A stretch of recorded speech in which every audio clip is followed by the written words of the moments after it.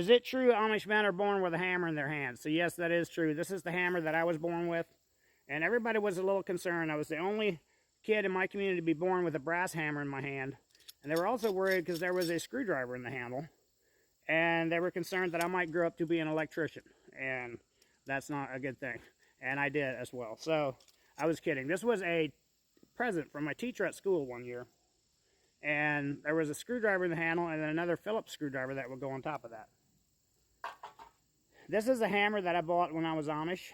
Had it for over 20 years. It's an S-wing 20 ounce. Some people call it an E-swing, but in the Amish, we used to sit there when we weren't doing anything and see how many times we could flip our hammer, you know, without looking at it. And sometimes we'd try to flip it 2 or 3 times. That was twice. But always face it up like this, because if it comes down halfway through a revolution, you want to catch that part, not this part. So never face that part up when you're trying that. Always like that. I learned that the hard way. This hit my hand and it did not feel good. But when I worked for the Amish Mafia, this was the hammer that I had to use when I was an enforcer. And that's because it's rubber. Man, these flies. Just caught me a little fly right there. But anyway, these flies, this works for flies as well. But we had to use this because it was more peaceful. It was